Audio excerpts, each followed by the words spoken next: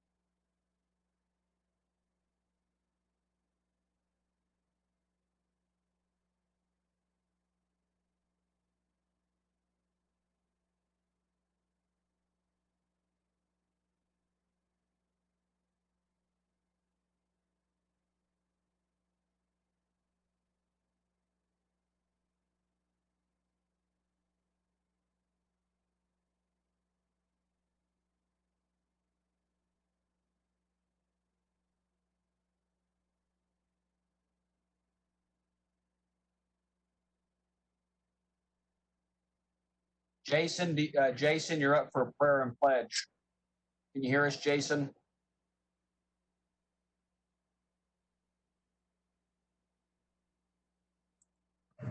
Councilor Holliday, can you hear?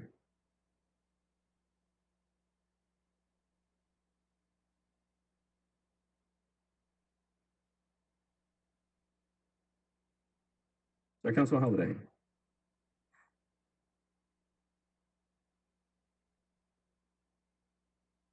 He just texted he's having audio issues. All right. We'll give him another half minute, and then I may ask for some assistance from another counselor.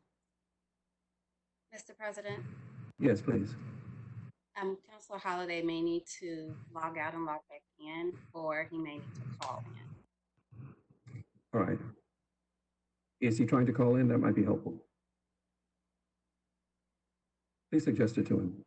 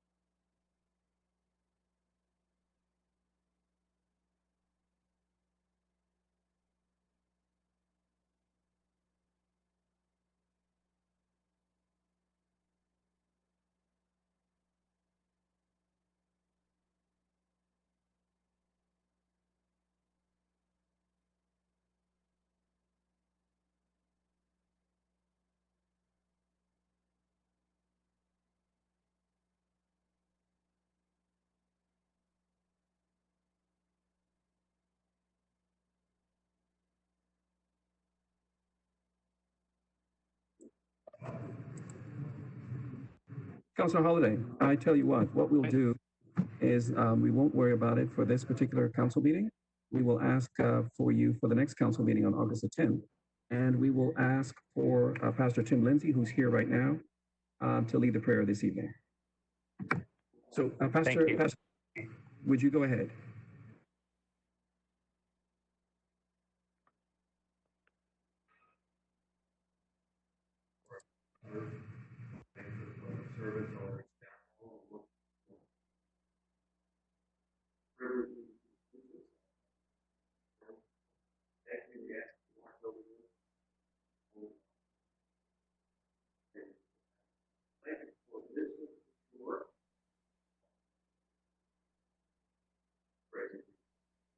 Yeah.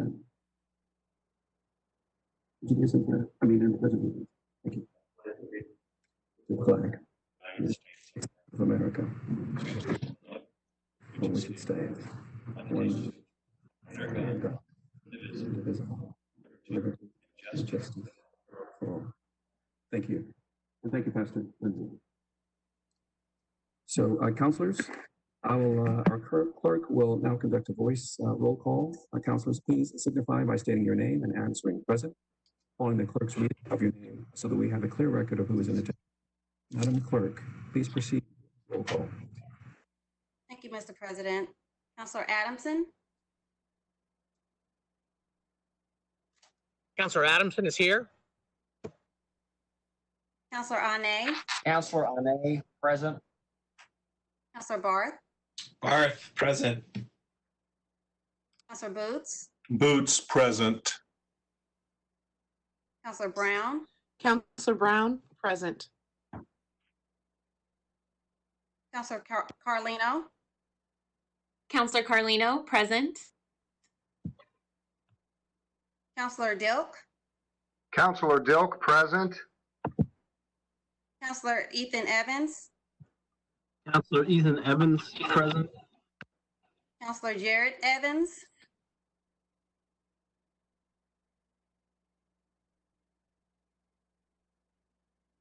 Counselor Jared Evans,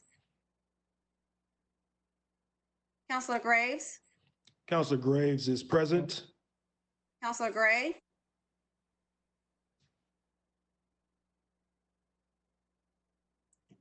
Councilor Gray, I believe you are still on mute. Counselor Gray, present. Counselor Hart, Counselor Hart, present. Counselor Holliday, Present.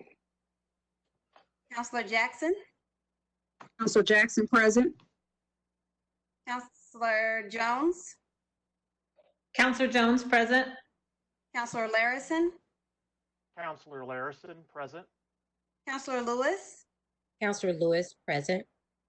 Counselor Mascari,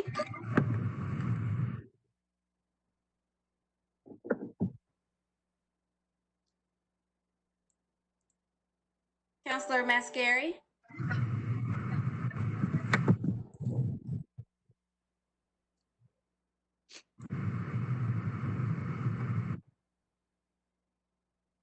Counselor McCormick, Hi, Counselor McCormick, present. Counselor Mowry, Counselor Mowry, present. Counselor Oliver, Counselor Oliver,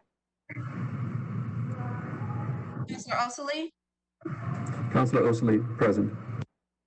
Counselor Potts, Counselor Potts, present. Counselor Ray, Good evening, Counselor Ray, present. Counselor Robinson. Good evening, Counselor Robinson, present. Thank you, Mr. President. That is 22 voice votes or attendance. Thank you. Well, who did you see that was present, Madam Clerk, that did not voice? Did Councilor Mascari? Counselor Mascari, All right, can we try one more time for Councilor Mascari if he can take off his mute? sure. Counselor Mascari,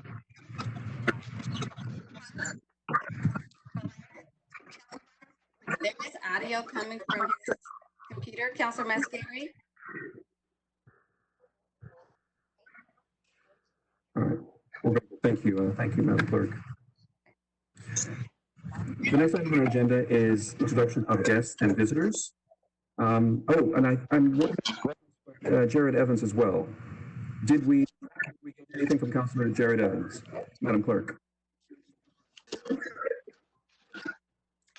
I did not hear Counselor Jared Evans. Counselor Evans,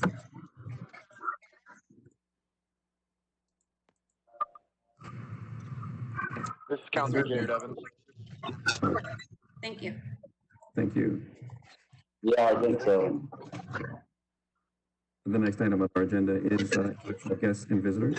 And I do believe that Councilor Hart, who you do have some guests here tonight. Yes, sir. So today, as everybody knows, we passed it back in May as Valedictorian Day here in Indianapolis, where we're paying our respect and showing our respect to all the hard work that the top academic achievers in Indianapolis have really put in the effort, and we're recognizing them with today. And so to all of them that are watching or have shown up, I know that we have COVID as a a blocker to bring people together here today. But anybody watching, just to show that the council recognizes, at least from my perspective, all the hard work it takes to become a valedictorian, and we are grateful to have you in our city and be part of it and help drive our city forward. And with that being said, there was, one particular, another individual whose idea this was not my idea. I would not like to take credit for it. I was the middleman and everything. And his name was Greg Merriweather. It was his idea. And, we worked together, he was a constituent, to put the special resolution together and come up with something to help recognize these great achievers within our city. So that was the introductions I'd like to make today. Thank you, Mr. President. Thank you very much, Councilor Hart. Is there anyone else who has any guests or visitors with us here in the main chamber this evening? All right, seeing no one. Next, our guest actually is Mr. Ian Nicolini. I'm hoping that he is with us, the Executive Director of Develop Indy. Is Mr. Nicolini with us? I'm here this evening, Mr. President. Thank you. Thank you. We would appreciate hearing from you on the progress of the loan funds, and I think you might have some interesting news for us. Please proceed. Happy to. Thank you, Mr. President, members of the council. My name is Ian Nicolini. As the President indicated, I lead Develop Indy at the Indy Chamber. Going back 2 months, this council had approved up to $25 million in loan liquidity for paycheck protection loans. As many of you know, that program was set to expire on June 30th. However, it's been extended for another 5 weeks, but we thought that it would be good to check in with you all, talk about some of the outcomes from the program, and then obviously answer any questions that you all have. And I want to be brief because I know there's a lot on the agenda, but feel this is a fairly important update to provide. So we received in total about $10.8 million in requests. The majority of those requests were funded somehow. We did have a lot of applicants that would come in and apply with us, but maybe also apply with a bank. Our perspective on that was, as long as a business got funded, as long as an entrepreneur received access to capital, that was a win for all of us. But we did close and fund 171 loans. And that totals about $3.14 million. Now you might say, well, we had $25 million in liquidity. How does 3.14 stack up against that? Well, you have to look first at the size of the average loan that we were doing. Our partnership resulted in an average loan size of about $18,000. And that $18,000 is a fraction of the national average. So nationwide, paycheck protection loans average $113,000. So from our 18, nationally it's 113. It talks about how this program was able to reach exceptionally small businesses. If we were just doing average size loans, so if that loan volume that I mentioned earlier, that 171 loans, were at the national average for loan size, we would have supplied $19.2 million in capital. So we made a huge impact on very small businesses. And I want to talk a little bit about the demographics as well. We saw 37% of loan recipients were Black-owned businesses, 11% Latinx-owned, 52% women-owned businesses, for a total of 76% women in minority businesses. And again, if you take the demographics of our lending and the exceptionally small size of loans, you can really see how this council put together a policy that was intentional around making sure that very small and diverse entrepreneurs were able to access capital. And we're pleased to report that the program has been able to do that. We're going to continue to offer paycheck protection loans until the program runs out. We have a few members of our staff that are continuing to work on that. But when the program was set to sunset on June 30th, we just had a handful of loans that sort of ran out of time, and we're going back and visiting those. If you look at industry, most of these businesses were in food and beverage, or retail, or personal services. But a huge percentage of them were sole proprietors. So think entrepreneurs, maybe a few employees, maybe no employees, but we think that we were able to make a big difference across a wide swath of industries as well, including childcare. And so I want to thank you all for the opportunity and for the thoughtful public policy in making paycheck protection loans available. Sorry, I'm getting some feedback here.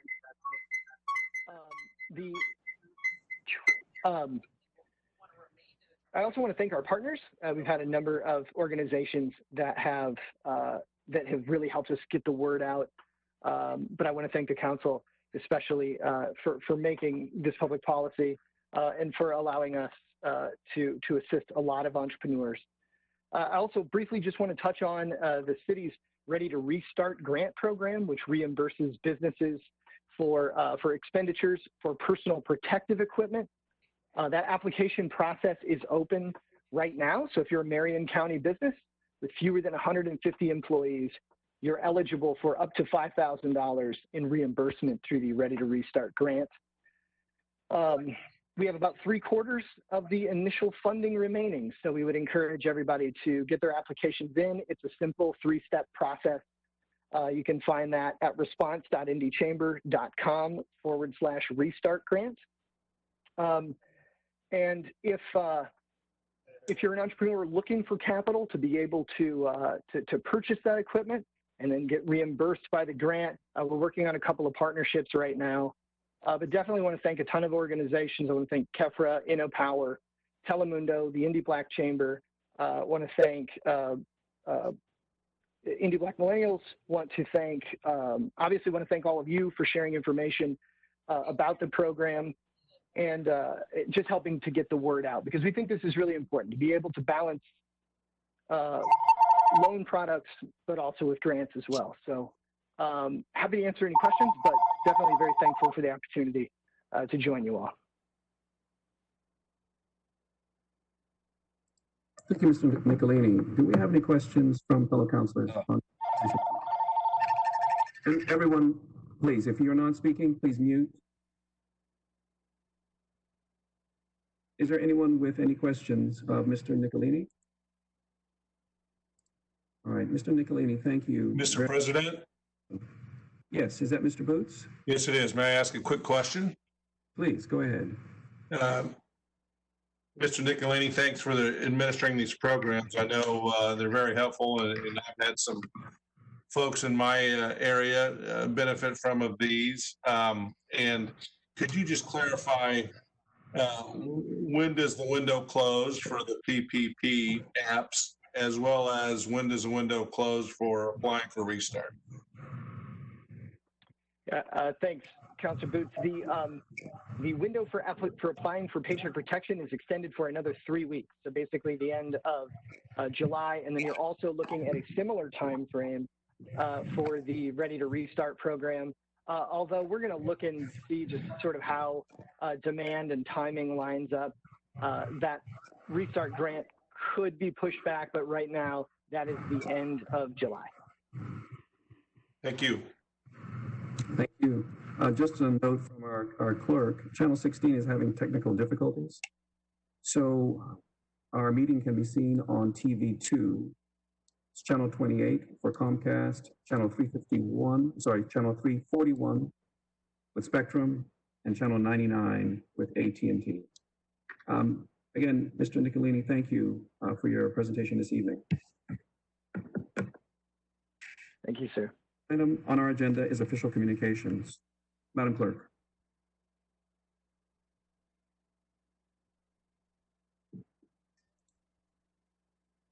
Thank you, Mr. President. Ladies and gentlemen, you are hereby notified the regular meetings of the City County Council and Police, Fire, and Solid Waste Collection Special Service District Councils will be held electronically and in the City County Building in the Council Chambers on Monday, July 13th, 2020 at 7:00 p.m.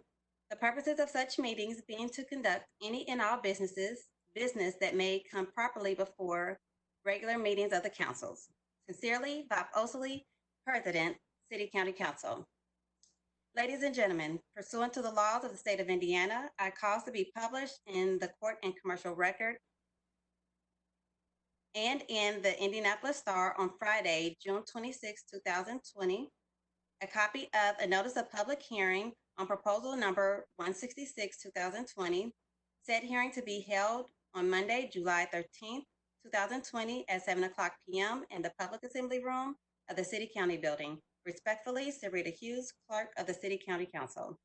Ladies and gentlemen, pursuant to the laws of the state of Indiana, I cause to be published in the Court and Commercial Record and in the Indianapolis Star on Friday, July 10th, 2020, a copy of a notice of public hearing on proposal numbers 183 and 184, 2020, said hearing to be held on Monday, July 20th, 2020 at 5:30 p.m. in room 260 of the City County Building. Respectfully, Sarita Hughes, Clerk of the City County Council.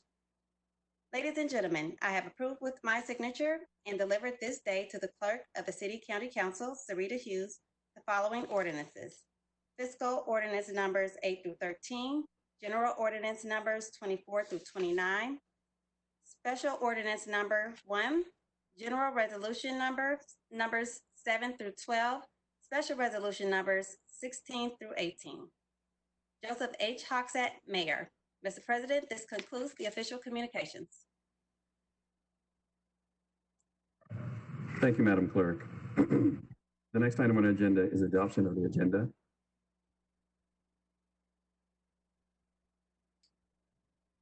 Our council says that we need to do a roll call for this.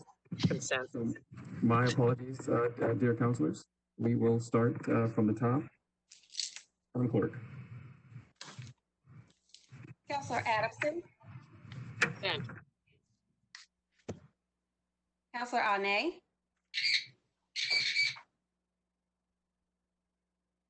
Councilor Arnay.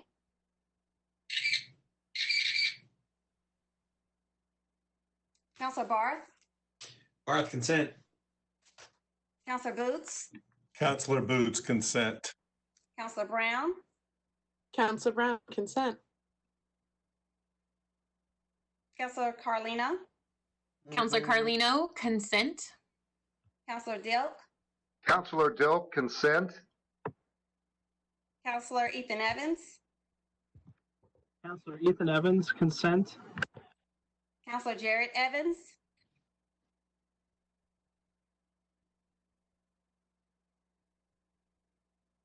Councilor Jared Evans. Counselor Jared Evans, consent. Councilor Graves. Counselor Graves, consent. Councilor Gray.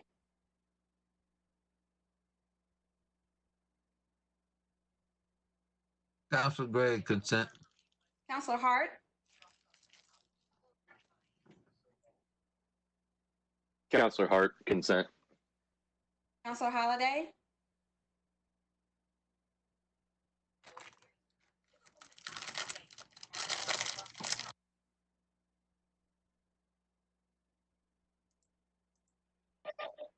Councilor Holliday.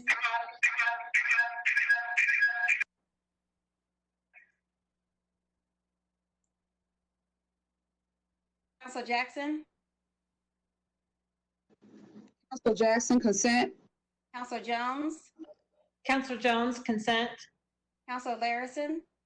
Counselor Larison, consent. Councilor Lewis. Counselor Lewis, consent. Councilor Mascari. Counselor Mascari, consent. Councilor McCormick. Councilor McCormick, consent. Councilor Mowry. Counselor Mowry, consent. Councilor Oliver.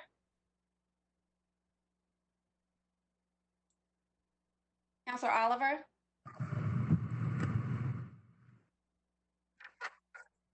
Councilor Osley. Councilor Osley, consent. Councilor Potts. Counselor Potts, consent. Councilor Ray. Counselor Ray, consent. Councilor Robinson. Counselor Robinson, consent. Thank you, Mr. President. Looks like that is 20. Madam Clerk, did you get I'm sorry, Counselor Andre. consent? Thank you. That would be 23.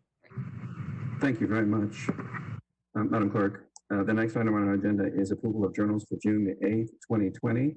And for this, if anyone does not wish to consent, simply signal to me. Do I have consent? We will take that as a yes. Thank you, councilors.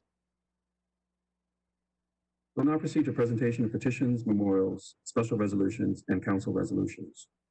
And the first item on our agenda is proposal number 206, which recognizes Lena Townsend for her lifetime of service to the city of Indianapolis and the state of Indiana. Who's presenting this evening? Councilor Jackson is going to start the presentation, Mr. President. Thank you. Thank you.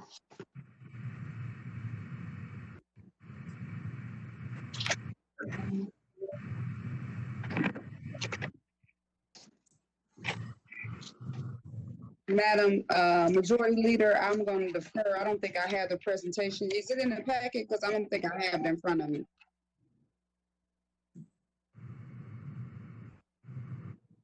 Is it in the packet? Yes, ma'am. Or I can Okay, give me 1 second because I looked. I don't think I have it in front of me.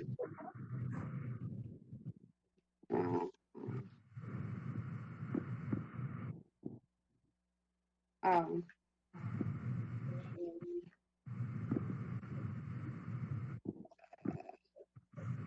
I'm gonna have to defer to. No, here it is. I have it. It's at the back instead of the front. I apologize. City County Council Special Resolution. A special resolution recognizes Lena S. Townsend for her lifetime of service to the city of Indianapolis and the state of Indiana. Whereas Lena S. Townsend was born in East Chicago, Indiana, and attended Indianapolis Public School, IPS School 23, James Whitcomb, Crowley School 43, and Broad Ripple High School. And whereas Lena S. Townsend joined Indiana Black Expo, Inc. 31 years ago in 1989, when the organization was headquartered in its humble beginnings, located on 34th and Sutherland, and led by the late Reverend Charles R. Williams, who served as president. And whereas Lena S. Townsend was a contributing writer of That Black Men Might Live, Might Fight Against Prostate Cancer, written by Reverend Charles R. Williams and Vernon A. Williams.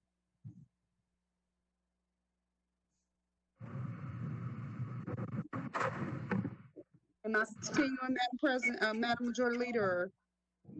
I'm here, Councilor Jackson. Okay. Whereas Lena S. Townsend supported the expansion of the Indiana Black Expo to include 12 chapters throughout the state of Indiana and cities including Anderson, East Chicago, Elkhart, Evansville, Fort Wayne, Gary, Indianapolis, Kokomo, Greater Lafayette, Michigan City, Muncie, and South Bend. And whereas Indiana Black Expo Inc. celebrates its 50th anniversary in 2020 and has remained steadfast in its efforts to recognize cultural diversity and inclusiveness across all races, ethnicities, nationalities, generations, socioeconomic levels, and religious affiliations. And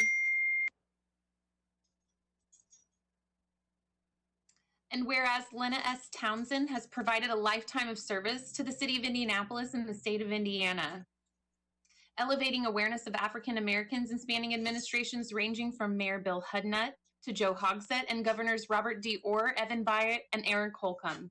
And whereas Lena S. Townsend has remained a confidant, loyal, and humble employee, going above and beyond the call of duty and celebrating more years of service with the organization than any other employee in its history. And whereas Lena S. Townsend has 4 grandchildren, 8 great-grandchildren, and is an avid motorcyclist serving as secretary of the Indianapolis chapter of the Buffalo Soldiers Motorcycle Club.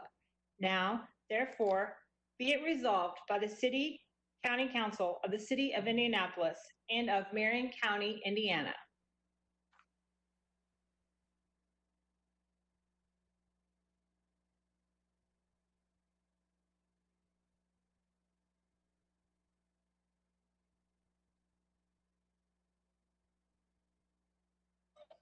Majority Leader, you want me to take that part?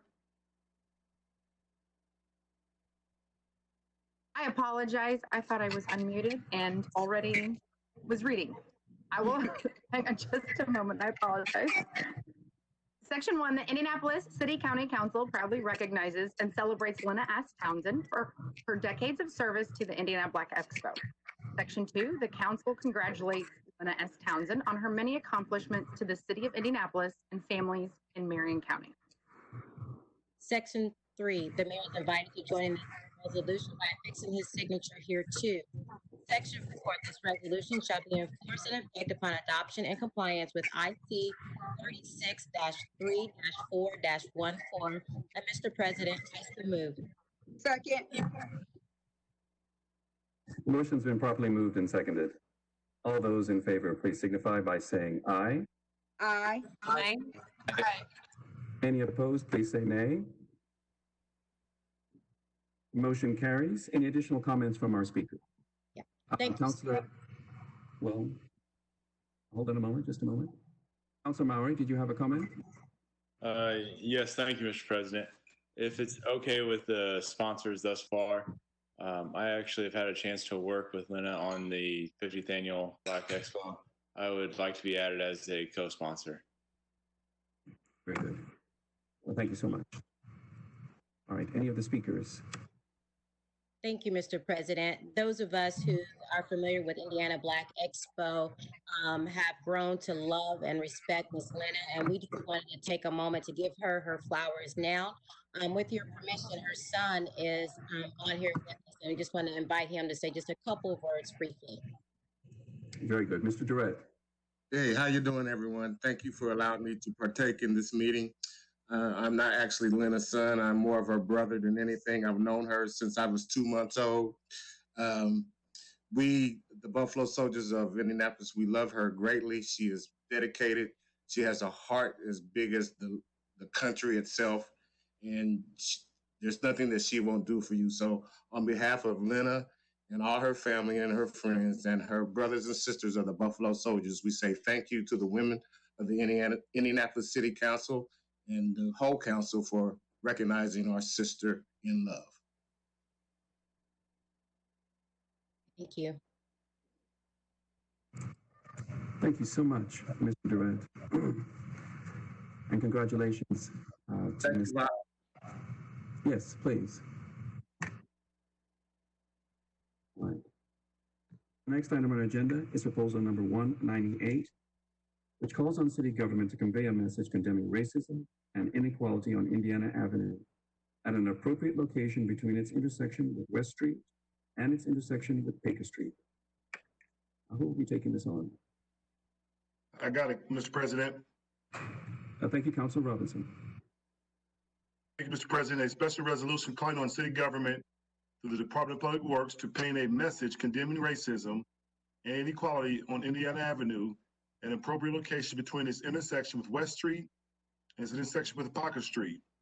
Whereas the City Council has previously declared racism a public health crisis in a special resolution, to which the mayor added his signature, and whereas individuals throughout the county or the community have been making their voices heard in condemning the scourge of racism, particularly the racism that has for too long acutely affected our city's Black and brown residents. And whereas government may and regularly do also engage in official government speech on important matters. Whereas government has an obligation to express its condemnation of racism and inequality in official government speech with a visible message, a message that will be clearly visible outside the walls of the City Council chamber. Now, therefore, be it resolved by the City County Council of the City of Indianapolis and Marion County, Indiana, Section 1. The City County Council calls on city government through the Department of Public Works to visibly express our consolidated city and county government's official government speech condemning racism and inequality by the painting of Indiana Avenue of Black Lives Matter. an appropriate location between its intersection with West Street and the intersection of Parker Street. Section 2, the mayor is invited to join in this resolution by fixing the signature here too. This resolution shall be in full force and upon receipt adopted in compliance with IC 36-3-4-14. Mr. President, I so move. Second. Motion's been properly moved and seconded. I understand once again from our council that I want to do this by roll call. All those going forward, we will have to do by roll call. Madam Clerk?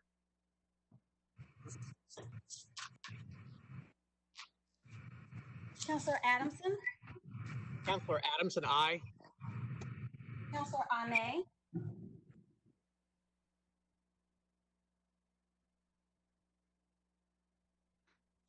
Counselor Ane, Counselor Barth, Barth, aye. Counselor Boots, Councilor Boots, aye, and this is the appropriate time and it also needs to be added to that proposal. Thank you. thank you. Counselor Brown, Counselor Brown, aye. Counselor Carlino, Counselor Carlino, aye. Counselor Dilk, Counselor Dilk, aye. Counselor Ethan Evans, Counselor Ethan Evans, aye. Counselor Jarrett Evans,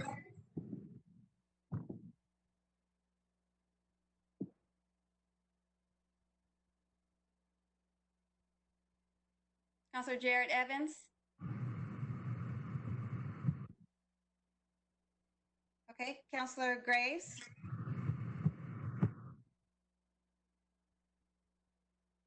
Counselor Graves.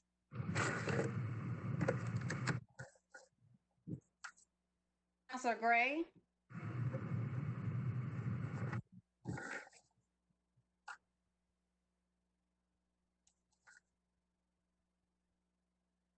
Counselor Gray.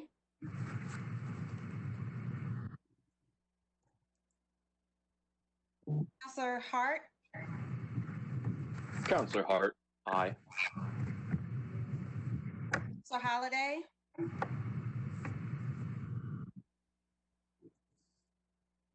Counselor Holliday.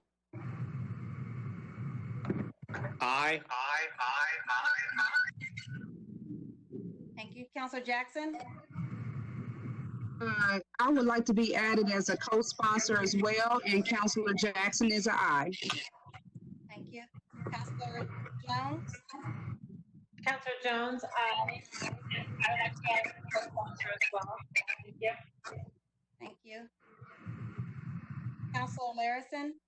Counselor Larson, aye. Thank you. Counselor Lewis.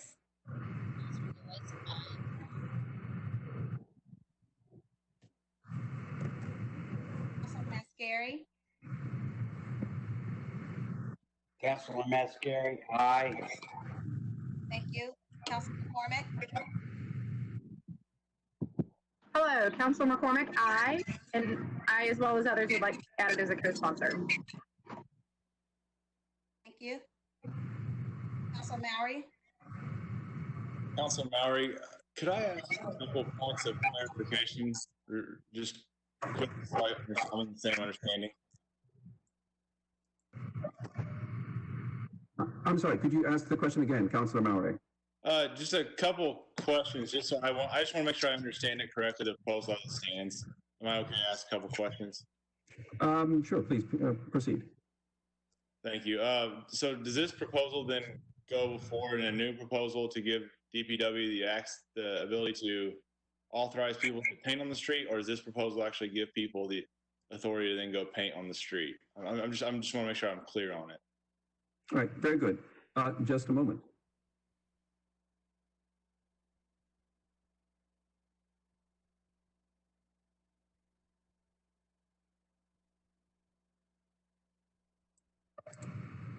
Mr. Morgan, welcome.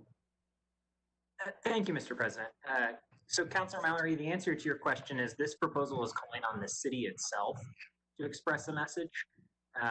Now, whether or not the department would contemplate volunteers helping carry out that work, I think that's something that happens often. For instance, we have volunteers work in parks all the time. But this is actually a proposal for the city itself through official government speech to express its message. It is not an invitation for certain members of the public at large to put whatever messages they might like to put in the street. So I guess as a city government, I mean, we have a lot of people in the city. How do we end up at a same agreement on what is put on the street?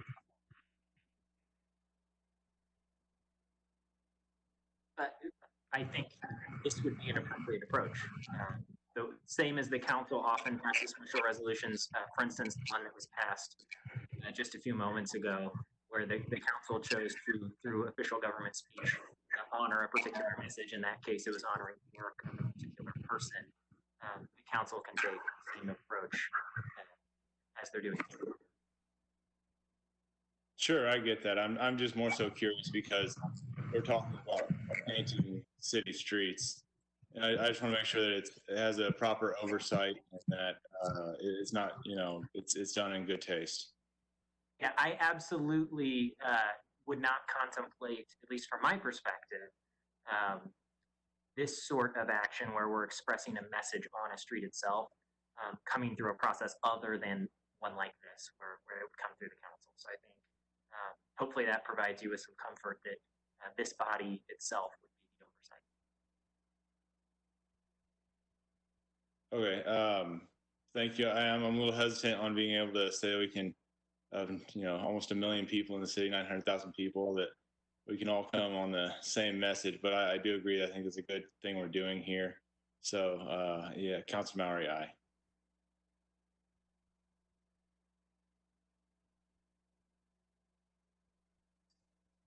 Thank you.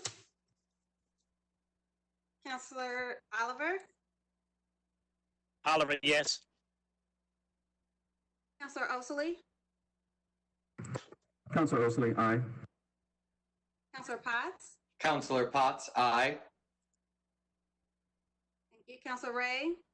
Councilor Ray, aye. Councillor Robinson? Councilor Robinson, aye. And Mr. President, I have one request, Mr. President. Please proceed. Did you ask Councilor Holliday to turn his camera the right side up, please? I'm sure he heard you. Thank you so much. Thank you.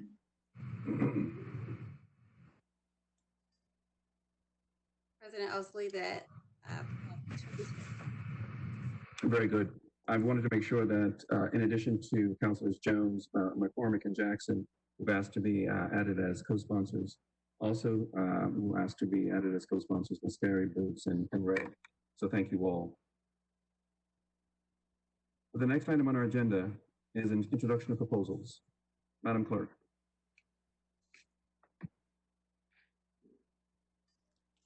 Thank you, Mr. President. Proposal numbers 183 through 185 refer to the Metropolitan and Economic Development Committee.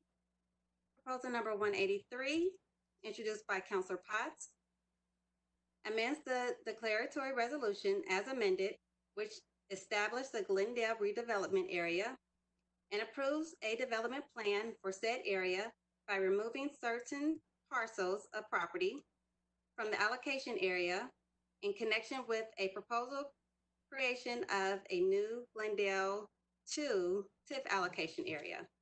Proposal number 184, introduced by Councilor Potts, approves a declaratory resolution and amendment of the Glendale redevelopment plan and declares that a portion of the area be designated as a new TIF allocation area known as the Glendale 2 allocation area. Proposal number 185, introduced by Councilors Jones and Ray, approves the statement of benefits of Eli Lilly and Company as an applicant for tax abatement for property located in an economic revitalization area. Proposal numbers 186 through 188 refer to the the Municipal Corporations Committee. Proposal number 186, introduced by Councilors Gray, Barth, Holliday, Potts, Lewis, Mowry, and Jackson.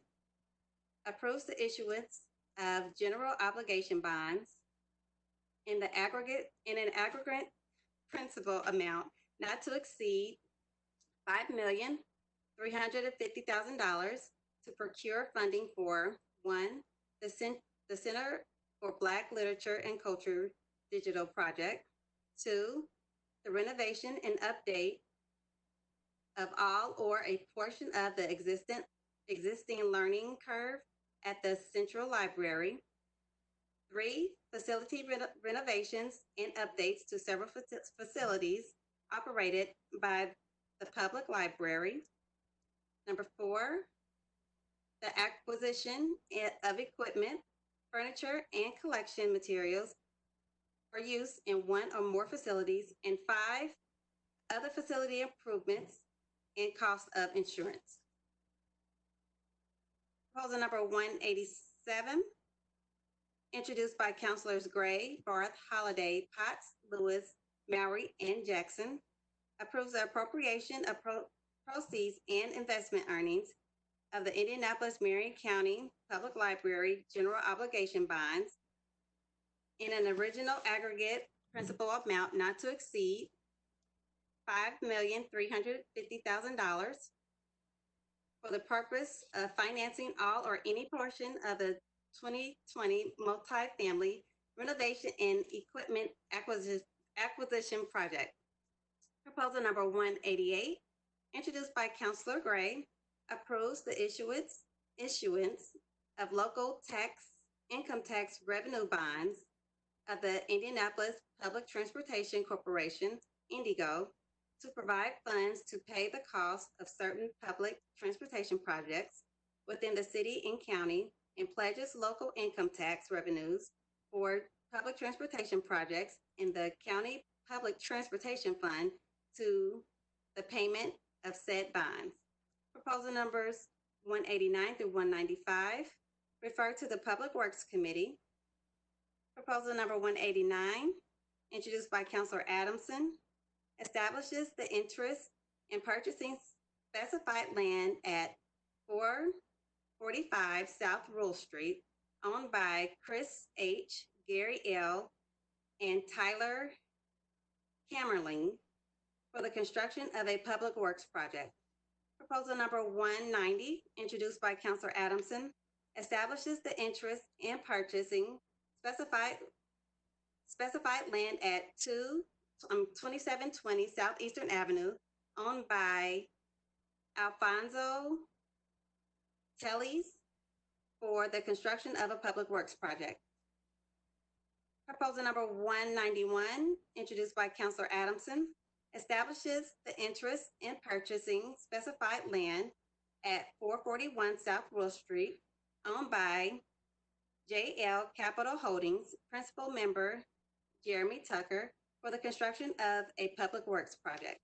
Proposal number 192, introduced by Councilor Holliday, authorizes a speed limit reduction to 25 miles per hour in the Pheasant Run subdivision in District 20. Proposal number 193, introduced by Councilors Holliday and Ane, authorizes intersection controls at Friendship Drive and Lookout Court in Districts 20 and 23. Proposal number 194, introduced by Councilor Holliday, authorizes weight limit restrictions on Mill Road between Mendenhall and Man Roads in District 20. Proposal number 195, introduced by Councilor Barth, authorizes intersection controls at 40th Street and Washington Boulevard in District 7. Proposal numbers 196 and 197 refer to the Public Safety and Criminal Justice Committee and were introduced by Councilor Robinson. Proposal number 196 amends Chapter 22, Article 7 of the Code regarding the Office of Public Health and Safety. Proposal number 197 amends Chapter 202, Article 8 of the Code regarding the Citizens Police Complaint Board. Proposal number 199, introduced by Councilors Lewis, Osley, Jackson, Adamson, Brown, Evans, Mowry, Dilk, Ane, Hart, Holliday, Robinson, Graves, Pitts, Jones, and Carlino. Referred to the Rules and Public Policy Committee. Establishes the Indianapolis Commission on African American Males. Proposal number 200, introduced by Councilor Osley. Referred to the Administration and Finance Committee. Appoints Dan Boots to the City County Audit Committee. Proposal numbers 202 and 203 refer to the Public Safety and Criminal Justice Committee and were introduced by Councilor Robinson. Proposal number 202 appoints Sienna Murphy to the Citizens Police Complaint Board. Proposal number 203 appoints Terry Webster to the Marion County Community Corrections Advisory Board. Proposals number 204 and 205 refer to the Parks and Recreation Committee and were introduced by Councilor Oliver. Proposal number 204 reappoints Joseph Wins to the Board of Parks and Recreation. Proposal number 205 appoints Larry Bates to the Board of Parks and Recreation. Mr. President, this concludes the introductions. Thank you, Madam Clerk. The next item on our agenda is special orders priority business. Proposal numbers 207 through 223 are rezoning ordinances certified for approval by the Metropolitan Development Commission on June 29th, 30th, and July 2nd, 2020. If no councilor wishes to call down the proposals, any of the proposals for reconsideration, the proposals will pass into law. Does anyone wish to call down any of the proposals for reconsideration?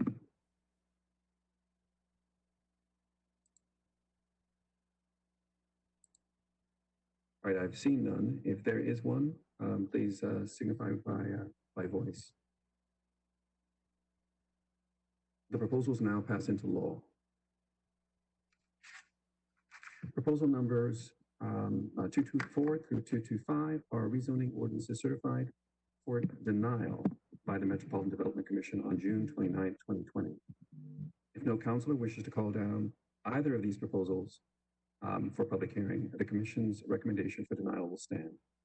Does anyone wish to call down either of the proposals for reconsideration? Mr. President, Councilor Mowry. I move that proposal number 225, 2002, rezoning case 2020 CZN 801 be scheduled for a public hearing before this council at its next regular meeting on August 10th, 2020 at 7 p.m. And the general counsel will read the announcement of such hearing and enter the same in the minutes of the meeting.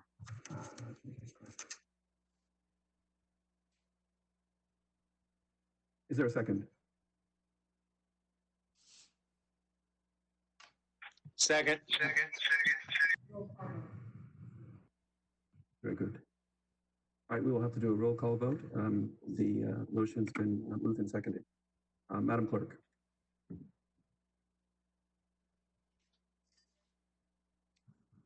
Councilor Adamson.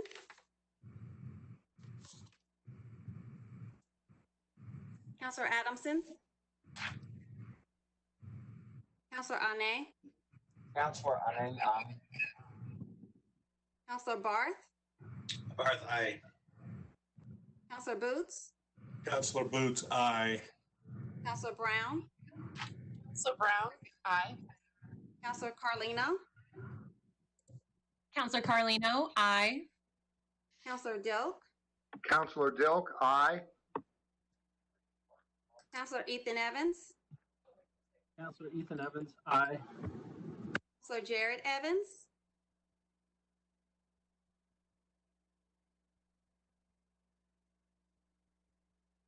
Councilor Graves.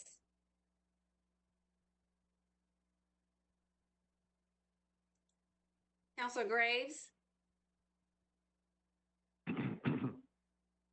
You did say Graves, correct?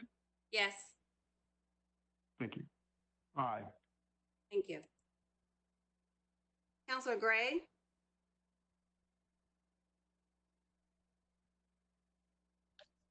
Counselor Gray, aye. Councilor Hart. Councilor Hart, aye. Councilor Holliday. Aye. Counselor Jackson, Counselor Jackson, aye. Counselor Jones. Counselor Jones, aye. Thank you. Counselor Larison, Counselor Larison, aye. Counselor Lewis, Counselor Lewis, aye. Counselor Mascari, Counselor Mascari, aye. Counselor McCormick, McCormick, aye. Counselor Mowry, Counselor Mowry, aye. Counselor Oliver, Counselor Oliver, aye. Counselor Osley, Councilor Osili, aye. Counselor Potts, Counselor Potts, aye. Counselor Ray, Counselor Ray, aye. Counselor Robinson. Counselor Robinson, aye. Thank you. That we have 23 for aye. Thank you, Madam Mr. Clerk. Adamson is also aye. Sorry, technical difficulties. Thank you, Madam Clerk. General Counsel Kim, would you please read the announcement for public hearing? This council will hold a hearing on CCN-01.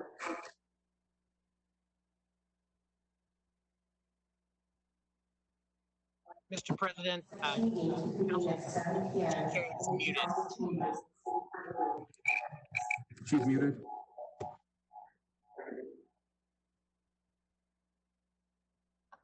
Should I start over? Thank you, Mr. President. I'll start over. This council will hold a public hearing on rezoning petition number 2020-CZN 801, council proposal number 225-2020 at its next regular meeting on August 10th, 2020. Such meeting to convene at 7 p.m. in these council chambers in the City County Building in Indianapolis. This petition proposes to rezone 32.30 acres from the DA district to the DP district to provide for 16 lots at a density of 0.495 units per acre with access from a private drive located at 6701, 6751, 6801, Acton in Franklin Township District 25. Written objections that are filed with the clerk of the council shall be heard at such time, or the hearing may be continued from time to time as found necessary by the council. This concludes the announcement, Mr. President.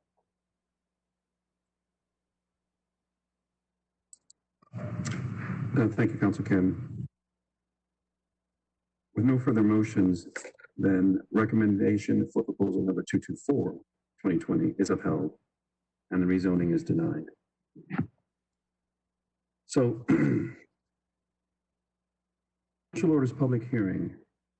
General Counsel has informed me that no agreement was reached during the preliminary hearing for proposal number 166-2020. Rezoning case 2019-ZON-069, and therefore a public hearing is required on the proposal this evening. Section 151-79 of the code clearly outlines the process for public hearings for rezoning cases certified by the Commission.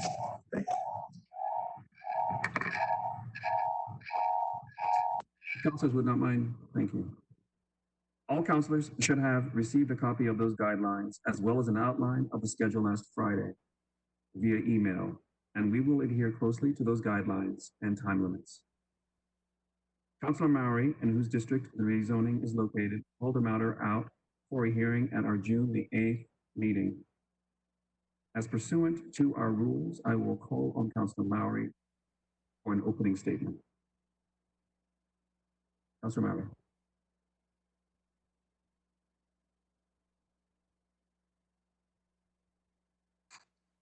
Thank you, Mr. President. I'd like to start off by saying I know there's been a lot of chatter about this development. I think some of it's been a little extreme. I, for one, have said all along that the apartment complexes that they're wanting to propose on this intersection, while it is not a great fit for this intersection, I think that maybe somewhere else in the township it can be a better fit. And I'm willing to work with them to find that if we can work together for that. This intersection that they're talking about is a prime real estate for commercial development in Franklin Township. We are the doormat to Marion County from the south side. And I think we want to show people that we are booming with commercial development in Franklin County, in Franklin Township, as well as Marion County, and show people that we are accepting all sorts of people. I don't think this is about necessarily an apartment issue or an income issue. I'm more than willing to try to find a better place for the apartments. We are talking about preserving prestigious commercial land. Cummins is coming just south of this proposed development. And I think once Cummins comes, I have no doubt that others will want to come. And I am hopeful that tonight we can work together to hear the voice of so many in Franklin Township. I think we have received maybe 4 letters of support for this development and 80 to 100 letters against, plus multiple signatures on a petition. And I am hopeful that even though the MDC did not agree with the voices of Franklin Township, our counselors here can come together and show Franklin Township that their voices are heard.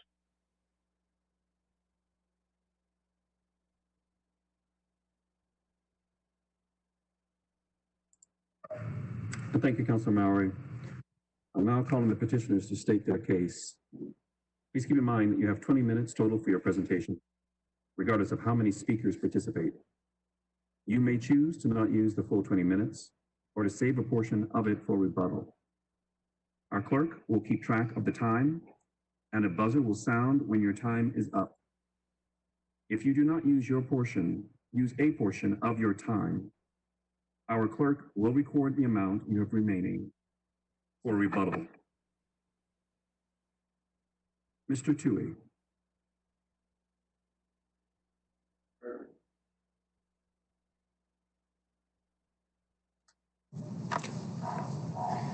Thank you, members of the council. Am I unmuted now?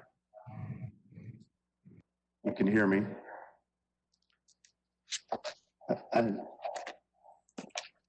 My name is Brian Tui. I represent the petitioner in this case, Sheehan Development Company, which is an Indianapolis-based development company that's been in our town developing multifamily residential homes for over 100 years.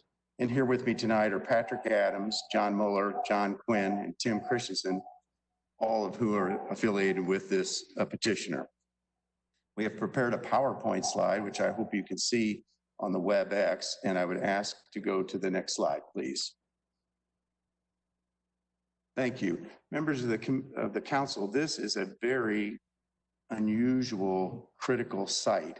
And the plan that we propose exactly matches the comprehensive plan that the city planning department has put together. And Kathleen Blackham, who is here tonight, will confirm that. This site is 102 acres at the corner of I-65 and County Line Road. It is now zoned for farmland. It's zoned DA. As you can see from that slide in front of you, to the left of the site, there are hotels, a Kroger, a grocery store, gas stations, and restaurants. And to the bottom of the site below it is a Walmart and commercial retail. But directly below it is a new office building that Cummins Corporation from Columbus, Indiana is going to build. And there's going to be about 700 employees, I'm advised, that are coming to that site. So what we are proposing to do is take this agricultural site and rezone it to commercial special. Councilor Mowry mentioned the need for commercial use. Make no mistake about it, this is a commercial rezoning petition. Next slide, please. The next slide shows the exact zoning classifications around this area. There is C4, there is CS, again, exactly what we are seeking. CS is just across the interstate. And down in Greenwood, there's C2 on both sides of the interstate. We're proposing to take that DA site where it's in green, it says site. We're proposing to take that 102 acres and rezone it CS exactly like the zoning on the other side of the interstate. It is right next door to some C4 community regional district zone property. That's commercial property. And that owner, our closest neighbor, strongly supports this rezoning. That owner is surrounded on three sides by our proposed rezoning, and that owner supports this rezoning. Next slide, please. Members of the council, when you're looking at a rezoning petition, it seems that the appropriate place to first look is what does the city planning staff view in terms of a plan for what should go on that site, and that's called a comprehensive plan. In this case, there's a specific comprehensive plan for this site and this area called the County Line Road Strategic Plan. But it's even broken down further, members of the council. There's an area, critical area J, which this site sits squarely in the middle of it. And what it says is that area J should be developed with interchange area mixed use. It makes sense, it's right on an interchange. And the interchange area mixed use designation is to allow for flexibility in development of industrial, commercial, and multifamily residential projects. Industrial, commercial, and multifamily residential projects. That is exactly, those uses are what this zoning brings to this site. Next slide, please. The strategic plan goes on further to even more in detail describe what the city planners, after they worked with the Franklin Township stakeholders and the Franklin Township Chamber of Commerce, after they worked together, the city planners came up with this strategic plan. And it said for this site, appropriate uses include employee dense light industrial uses, medium to large scale regional commercial uses, employee dense office uses, apartments or condominiums, hospitals, hotels, and conference centers. Members of the council, the rezoning that was approved by the Metropolitan Development Commission that was recommended for approval by our city's planning staff includes light industrial uses, regional commercial uses, employee dense office uses, and a very small portion of the site is set aside for apartments or condominiums. Next slide, please. In this type of rezoning, you have to submit a plan that shows where your different uses are going to be located. On slide 6, you see that the industrial commercial zoning and uses make up the vast majority of the site. If you combine that with the office uses, over 80% of this site, 4/5 of this site is going to be commercial and industrial use and office use, and about 20% or 1/5 of the site is reserved for multifamily. But again, remember the comprehensive plan said it was looking for industrial, commercial, and multifamily uses and office uses. That's what we're bringing. Next slide, please. The next slide shows how this would be laid out. The multifamily would be up in the northeast corner of the site. It would be heavily screened by an existing tree line, and then the petitioner added another 50-foot wide barrier and a 30-foot wide barrier, again to provide separation between this multifamily and the residences to the north. You can see how the site would lay out on slide 7. Next slide, please. There is a wetlands in the center of that site and would have to work to preserve that or mitigate that. And that's shown, they've designed their buildings around that wetlands. That's that wooded area in the center of slide 8. And this slide also shows that thick, wide green area to screen this from our neighbors. Next slide, please. The aerial shows those wooded tree lines, they would remain on this site as part of our rezoning. So what would this look like? The multifamily development that they propose is shown on slide 10. That's a rendering. These are luxury, high quality multifamily apartments. And as I mentioned, the Sheehan company has been in business for over 100 years here in town. They most recently developed the Coil, which is in Broad Ripple above the Fresh Time grocery store, and it was very well received by the Broad Ripple community. Next slide, please. The next slide shows an existing Sheehan development over in Perry Township, not too far from the site. It's about 4 years old, and these photographs were recently taken. As you can see, the Sheehan company maintains its residential communities very well. These residential communities have amenities such as garages for their residents. They have, next slide, please, to slide 12, please. Thank you. That's another photograph of the timbers. Again, just to give the council an idea of what these proposed multifamily development, which again only makes a small portion, makes up a small portion of site, would look like. Next slide, please. This community would have amenities. It would have swimming pool. It would have a clubhouse for meetings. It would have a fitness center. It would have a business center, and it would have outdoor recreation facilities for its residents. The type of residents, members of the council that would live there would be people that might work at St. Francis Hospital. They might work at the Cummins building across the street. They would be folks that want to live in a high quality residential community, but not have to maintain a yard or maintain a single family home. And they'd want to have amenities like a swimming pool, a fitness center, an office place to work remotely. This would provide that. These apartments would rent for between $800 and $1,000 a month at the lower end, and from about $1,600 to $1,800 at the higher end. Next slide, please. So you can see this is a finish of a typical clubhouse. Next slide, please. This is an interior of a residence. You can see it has custom wood flooring. Next slide, please. Next slide, please. Thank you. High quality appliances. It has things like marble and granite countertops. Again, a quality construction by a local Indianapolis-based company to meet the demands of folks that are just leaving school, perhaps forming a family or forming a partnership. These are for the new residents of Indianapolis and newly formed families of Indianapolis, but also for older people who might not want to take care of a yard or take care of a home. What does that mean in terms of tax impact and impact on schools? Next slide, please. So members of the council, this site right now has an assessed value of $34,000. The whole 102 acres has an assessed value of $172,000. If this is approved, the 22 acres that make up the multifamily, the smallest area of the site, will result in an assessed value of $35 to $40 million, about 100 times what the assessed value is currently. And there's some concern about school-age children. Well, think about this. Most of these are studios, 1-bedroom and 2-bedroom apartments. Their experience tells them that in a community like this, as the Timbers down the street, their number of school-age children ranges from 1 to 8 for the entire Timbers community.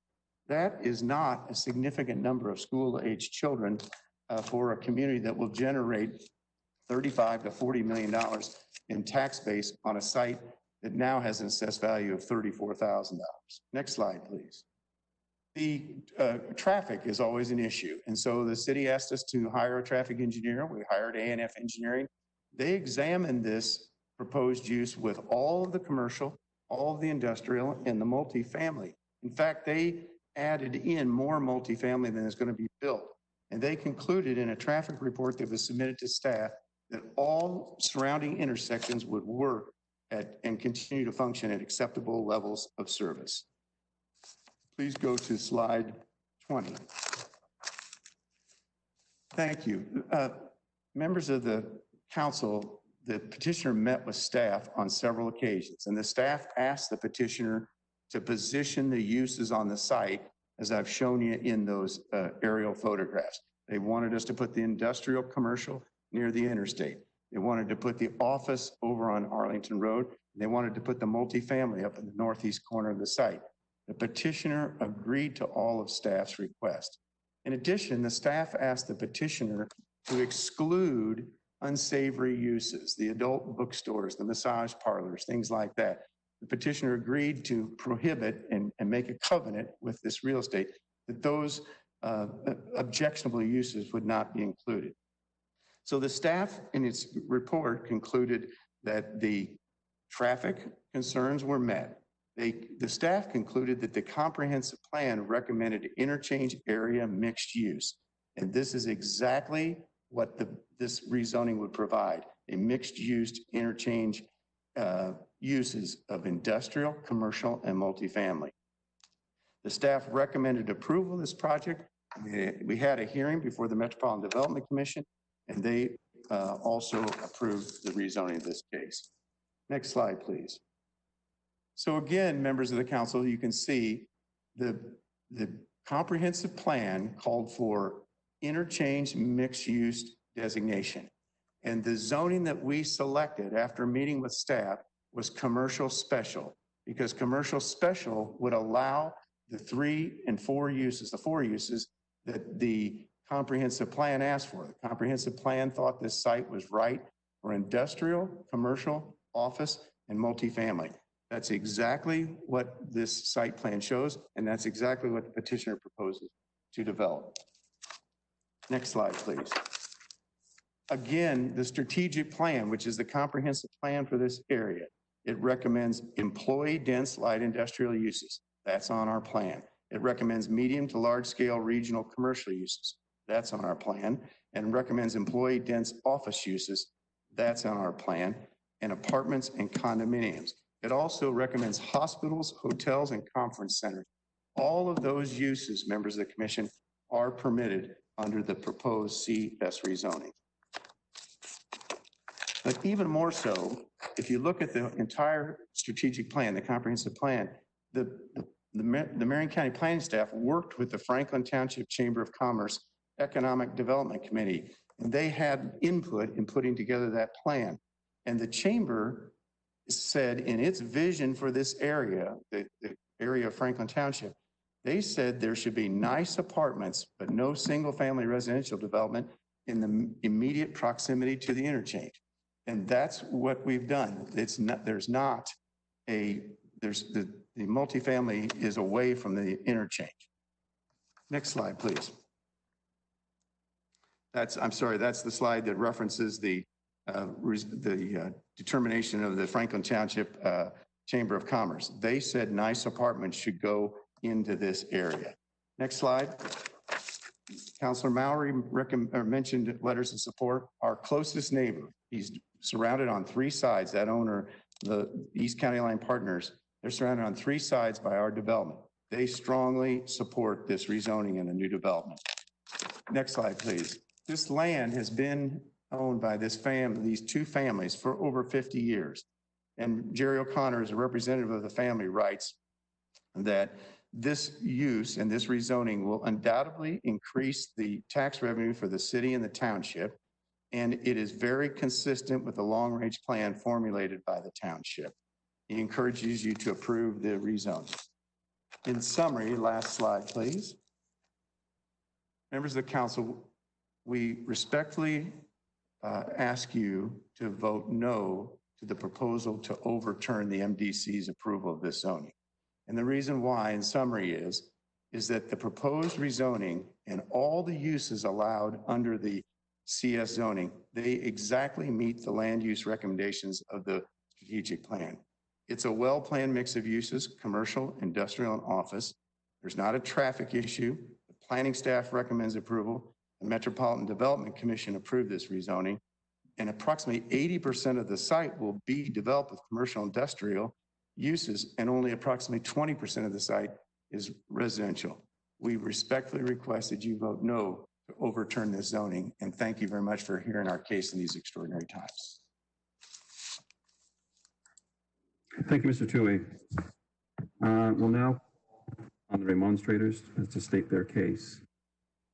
Again, remember 20 minutes total for your presentation, regardless of how many speakers participate. You may choose not to use or to save a portion of it for rebuttal. Once again, our clerk will keep track of the time and a buzzer will sound when your time is up. If you do not use a portion of your time, our clerk will record the amount that you have remaining for rebuttal. So I believe we have coming Mrs. Burton. Ms. Burton? Ms. Burton, are you present? All right. Please proceed. Chairman of the Franklin Township Civic League with an address of 8822 Southeastern Avenue. Current circumstances made asking people to come downtown for the hearing unfeasible, something we typically would do if we came to the council. However, last Friday, we forwarded to the council more than 80 emails and more than 900 petition signatures asking that you overturn the decision of the Metropolitan Development Commission. And I apologize, it's a little hard for me to breathe in the mask, so I apologize. Since that time, at least 75 more signatures have been added to that petition. So we ask that you please take into consideration that even though there is not a large number of people here in the audience, that the people in Franklin Township do feel very strongly about this issue. We do have one immediately adjoining neighbor who has joined me this evening. He's chosen not to speak, but he did feel it was important to point out that while there may be one immediately adjoining neighbor who's in support of this, there are three others who are not. We are here this evening to ask you to overturn the Metropolitan Development Commission's recommendation to approve 2019 ZON 069, a petition that requests the rezoning of approximately 135 acres for commercial, light industrial, and multifamily uses. We want to be clear that we are in full support of the request for commercial and light industrial uses. It is only the apartment portion that we are opposed to. However, because the uses were combined in a single petition rather than partitioning them, we had no choice but to oppose the entire petition. Although we understand the property owners wish to realize a return on their investment, we need to look at responsible land use planning from a long-term perspective. If we allow such a prime location for commercial development to be usurped or eroded, even if it is only a small portion, we set a precedent for further encroachment of residential uses, and we do not have alternate locations to offer with important interstate accessibility that can be used for those much needed commercial enterprises. We understand that multifamily is one of the suggested uses in the comprehensive plan, but it is only a suggested use out of many others. It is not a mandate. As indicated in the zoning ordinance and pattern book, the site could include a range of interstate area mixed uses, which we believe is an appropriate broad classification. Through the use of those broad classifications, the comprehensive plan provides for some flexibility to balance long-term sustainability against short-term gains. And as you know, neighborhood groups in Marion County hold the comprehensive plan in high regard. But in this instance, we think that we need to be cautious of which uses will best serve our community's long-term needs. I would also like to point out that after the hearing with the Metropolitan Development Commission, I was in direct contact with the president of the Franklin Township Chamber of Commerce, who informed me that while they did participate in the I-65 corridor plan, they have not taken a position supporting this petition. If development is to take place here, we believe the ground needs to be preserved in its entirety for business uses to fortify our long-term sustainability, bolster our tax base, provide sorely needed employment opportunities, and offer reasonably located services for a burgeoning township. We already know that we are facing not one, but two referendums to supplement our school corporation's inadequate funding. In the information sent to you earlier to the council office, you should have received a copy of a letter from the Franklin Township School Corporation's superintendent and the CFO asking that you overturn the MDC's recommendation. Due to the lack of funds to keep up with the current residential growth, and stressing the need for a larger commercial tax base to keep up with education needs. I would like to point out that it is exceedingly rare for our school corporation to take a position in a zoning matter.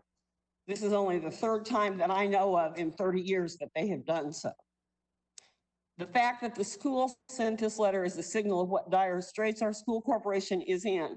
In that letter, they specifically point out that we have seen an increase of more than 1,000 students in the past 3 years, putting our total enrollment at over 10,000 students and our school buildings at 90% capacity. This is strictly growth from developments within Franklin Township, since the Franklin Township School Corporation does not accept transfer students from outside the township. The reason I bring up the student enrollment is because it is to illustrate how critical it is that we are able to capture every amount of money we can from the commercial tax base that preserving this entire site could generate. We need every bit of ground that is proposed on the comp plan for commercial and business use to be preserved for that. According to an email received today from Long Range Planning at DMD, only 7.3% of our land area is proposed for possible commercial uses.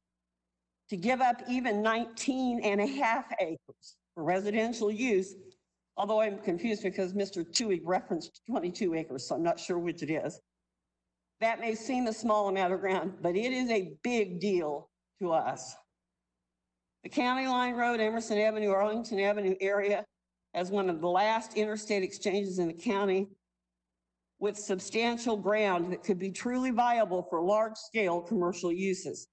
At a time when our country is seeing businesses convert more and more from brick and mortar facilities to large online distribution models, interstate access will be even more critical to logistics if we are to see any significant new commercial growth in Marion County. We ask, and not coincidentally, the last time I was before this council, which was 10 or 15 years ago, happened to be for a zoning petition that proposed apartments on ground comp plan for commercial use that was at Stop 11 in Arlington, just one street north of this. And I would like to point out that the council did listen to the township at that time, and that apartment complex did not come to fruition. But I want to point out that we have supported several large apartment complexes in our township. Lakes of Windsor, Latitudes, Echo Ridge, Franklin Cove, and Stratford Place among them. This is not about keeping apartments out of a township. This is about putting them in the right place. And this is not the right place. Thank you very much. And again, we ask you to overturn the decision of the MDC and deny the placement of apartments on this property.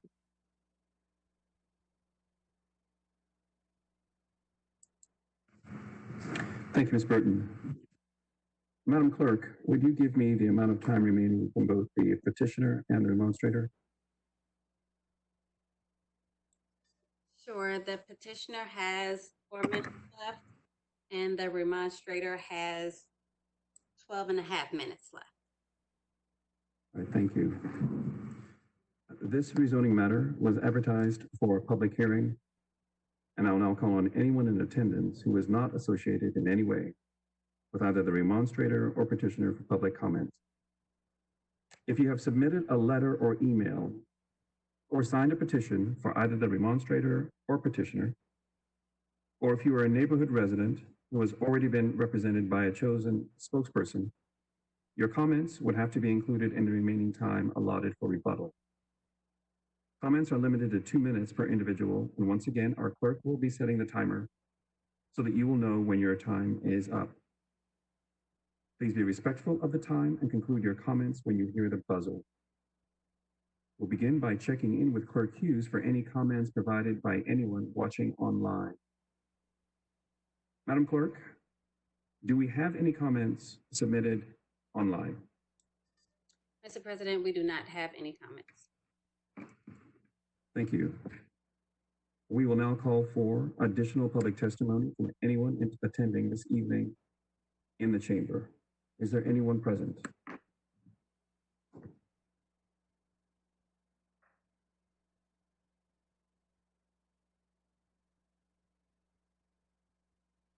All right, seeing no one, at this time, the petitioners may use the balance of their 20 minutes for a rebuttal of previous comments.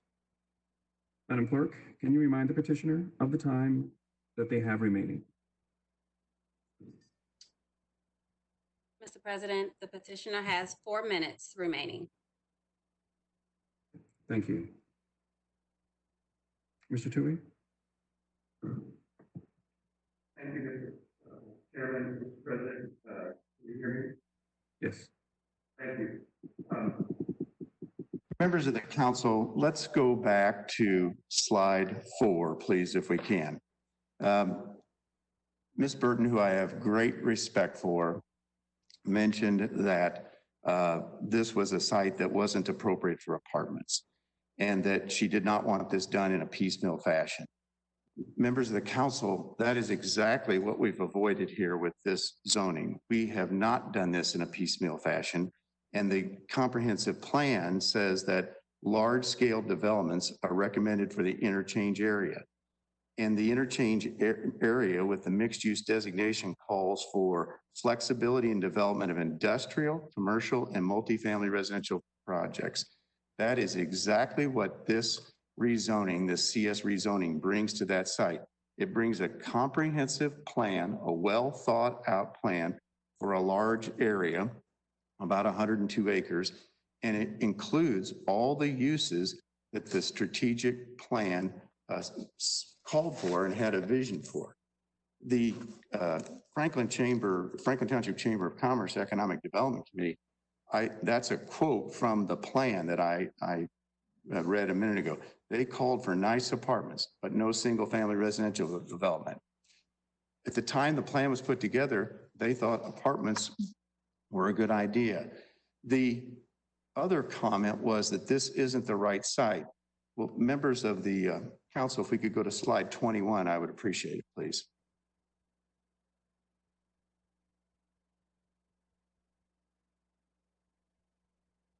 Thank you. That shows the whole site. And so what this shows is that a very small portion of it is multifamily. That's the use that they are objecting to. It's the only use they're objecting to, and yet it is a use that is specifically contemplated and is very specifically consistent with what the comprehensive plan should go on this site. The comprehensive plan said it should be industrial, commercial, office, and multifamily, and that's what this rezoning delivers. As to the school-age children, we understand the Franklin Township school system, understand it's an attractive place to live. There's more kids coming. But when you think about it, members of the council, the kind of people that rent those kind of apartments, that live in those kind of communities, they don't have children by and large. These are 1- and 2-bedroom apartments. There are very few 3-bedroom apartments. And with 1- and 2-bedroom apartments, you're just likely not to get any children or very few children. And if you do, there's a $35 to $40 million tax base created by this development alone. Franklin Township says it wants to preserve its commercial industrial areas. That's what this does. This takes 102 acres that is a farm zoning now and brings it into a commercial industrial zoning with a very small portion of multifamily residential communities. For those reasons, and for the reasons of the enormous job creation that this will create, and from the substantial increase in our county's tax base, and because the immediate neighbor who is surrounded on 3 sides, because the planning staff who after careful consideration recommended approval, and lastly, because the Metropolitan Development Commission, after considering this before a full hearing, they all recommended approval of this site.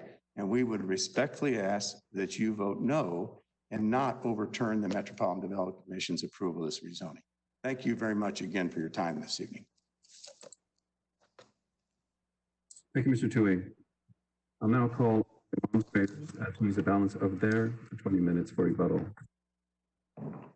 And Madam Clerk, can you remind the demonstrators of the time they have remaining? Mr. President, I have 12 and a half minutes remaining. No. Okay, thank you. Thank you very much, Madam Clerk. First of all, I never suggested that this was being done piecemeal. We are concerned that once again, we are being asked to absorb residential development, which is definite, and being persuaded to accept it because we might get some commercial there. But the truth is, again, we only have 7.3% of our township that is recommended for possible commercial uses. So while 19 and a half acres may not seem like very much in the grand scheme of things, every acre that we give up is an acre we cannot recover somewhere else. We don't have that much ground left that offers the unique opportunities to develop close to an interstate intersection. And as we understand it, that is becoming a very critical thing to many new commercial enterprises. So no, it is not a lot of ground, and yet it is a huge issue for the township. We never suggested that the apartments were going to generate a lot of children. That never came up. What I am telling you is that our township has experienced extraordinary growth in our student population. And again, we need the commercial base to support our schools to avoid the future potential referendums. Finally, I would say this. Mr. Toohey rightfully pointed out that there are many people who are in favor of this. But the people who live in the township, more than 1,000 of them, are asking you to please support us in our endeavor to preserve the unique commercial possibilities on this ground and overturn the recommendation of the Metropolitan Development Commission. Thank you very much.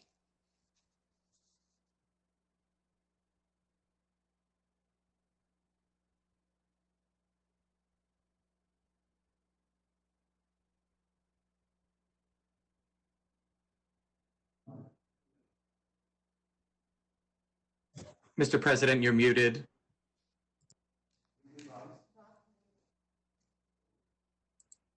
Thank you, Mr. Toohey. Thank you, Ms. Burton, for your presentations this evening. At this time, any who wishes to speak will be allotted 2 minutes each for questions or debate on the rezoning issue at hand. Please be advised, we will limit comments to 2 minutes in order to be respectful of the published process and everyone's time. Are there questions? Comments? Councillor Potts. Thank you, Mr. President. I just had a brief question for the remonstrators, if that's all right. With regard to something that was mentioned was reserving the commercial space or preserving the commercial space to make room for needed services. And I saw there was other commercial property in the area. So I was wondering if the remonstrators or perhaps Councillor Mowery might be able to speak to the services that are unavailable that would necessitate preserving the commercial property here.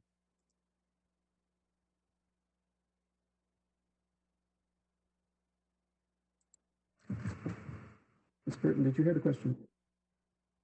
There was a question for you. No, I don't. No, there was a question for you. Could you come forward? Oh, that's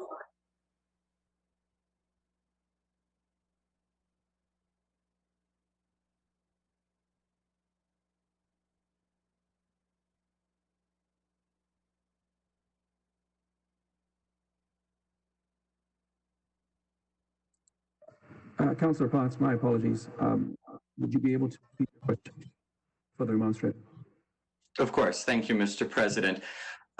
My question, in your remarks, you mentioned preserving the commercial space for needed services, for businesses to provide needed services. I know there are other commercial spaces in the area, so I was wondering what services are still needed that would require preserving this commercial space. Thank you. Well, the services specifically, we've had lots of suggestions within the township for commercial services that people would like to see. Additional restaurants, additional grocery stores. We have a large hospital campus to the south of it, to the north of this site, where we are beginning to see a preponderance of medical services, laboratories, doctors' offices begin to crop up. We anticipate that there will be an even greater demand for that. And again, we are looking at a potential to have distribution centers that would provide jobs to us, which as our township grows is going to be pretty critical. So I don't know if that answers your question or not. Okay, and sure, understood. Thank you. That's all, Mr. President. I'm sorry, I wasn't able to hear the counselor. That's all. Thank you, Mr. President. Thank you, Councillor Potts. I think we have a question from Councillor Jared Evans. Is that correct?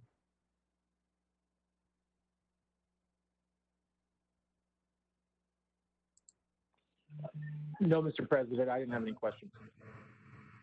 All right. Are there any additional questions from councilors? Councilor Ethan Evans. Thank you, President. Hey, Mr. President. I had a question for the remonstrators. All right, just a moment. Let's make sure she's here. Can you hear her? All right, very good. Please proceed. I did take notice of the school superintendent note that was included, and I am obviously aware of all the support, for leaving it as commercial space and against the apartment. Now, I would just like to ask, as somebody who has been up in Lawrence Township myself, having known, what it takes to have, multiple. I guess what I'm trying to say is, what would it be if just eventually there were more students anyway, regardless of there being an apartment complex here or not? Like if more housing was built elsewhere and it meant that there was going to be more students in the township anyway, would that just mean that there was going to have to be another referendum? And would there have to be something else built in addition to that? Would that affect in any way there needing to be another apartment or some other housing structures built if there were just more people that kept moving in?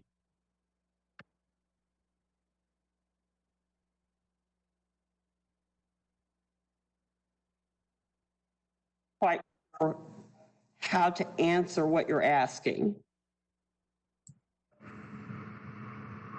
I guess what I'm trying to say is, if the apartment doesn't get built, but people still move into the district anyway in houses or in other places, would that still, create a problem for the school district and, overflowing the schools that way, regardless of whether or not there was an apartment that got built there? Are you asking in general whether or not we are facing a problem with our student population because of housing? Yes. I'm sorry, I wasn't able to hear his. Yes, sorry. Yes, sorry. Yes, we are being flooded with housing in Franklin Township. It is a great place to live. It's where I grew up. It's where I went to school. It's where I chose to come back and live and have my business. But we are struggling to keep up in many ways with our school populations, with our roads. And I know you hear these same arguments from every other remonstrator that comes up to talk about housing. But yes, if you look at the numbers alone with the growth in our student population, we have another approximately 1,500 units that have been approved and not yet built. Most of that is single family housing. But we are looking at almost a catastrophic event with trying to cope with our student population. That is correct. I don't know if that answers your question. Thank you. Councilor Adamson. Thank you, Mr. President. I have a question for the petitioner. My question is, and I don't recall if this was said in the presentation or not, but I thought I remembered seeing somewhere in the paperwork, what exactly is the percentage of the units that are studio apartments and one-bedroom apartments in the section that is designated for apartments?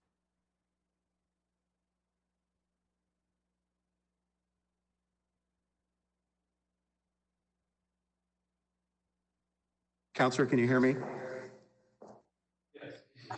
Yes. 93% of the proposed apartments are studios, one bedroom or two bedrooms. About 6.3% are three bedrooms. Sorry, do you know what percentage of them are studio and one bedrooms? I did not, I'm sorry. studio. Counselor, can you hear me? Yes. The percentage that are studio and one bedrooms are about 54%.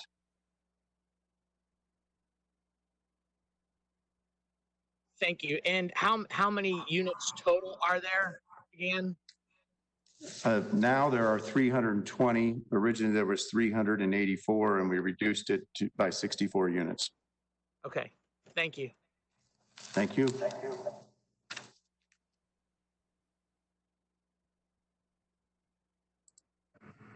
Other additional questions of councilors?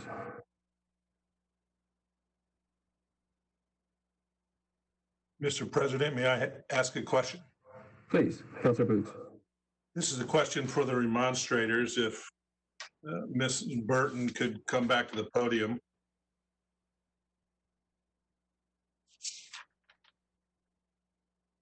Hello there. Just a quick question on the aspect of the student population. I just want to clarify, you had mentioned that there's 1,500 units of single family dwellings approved or in process, which is going to be a much greater generator of school-aged children. But now you're concerned about a much smaller complex of 320 of mostly studio and one bedrooms as adding unnecessary pressure to the school system. Is that correct? We are not objecting, nor is the school corporation objecting to the apartments based on a perceived number of students that it could generate. We are objecting to the apartment complex because we believe firmly that that 19 and a half acres needs to be commercial, which will generate more in tax dollars. It does not have to do with the number of students we think it may or may not generate. Okay, thank you.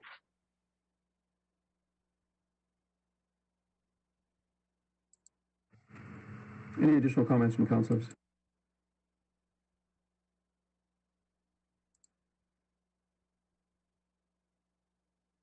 All right, I don't see any.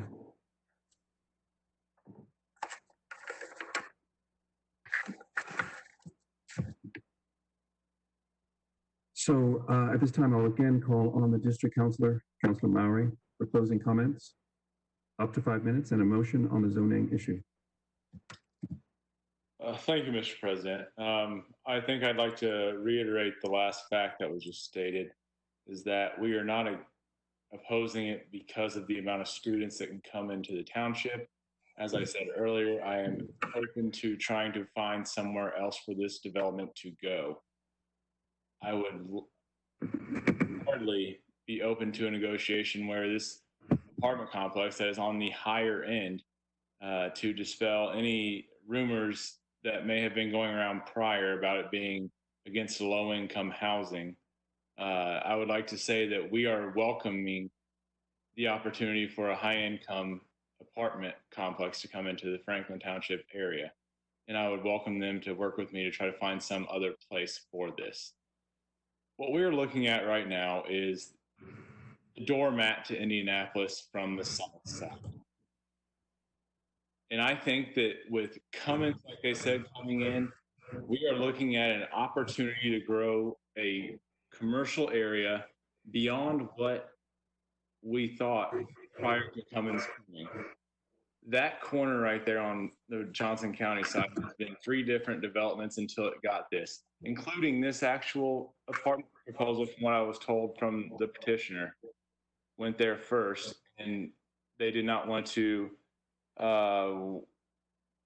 put in a second entrance, so they decided to come to Marion County where the restrictions are less. I don't think Marion County wants to be known as the place that we come to for a second chance because our restrictions are less. And further, I think that what we're really looking at here is an opportunity to make this area a prime location for commercial development.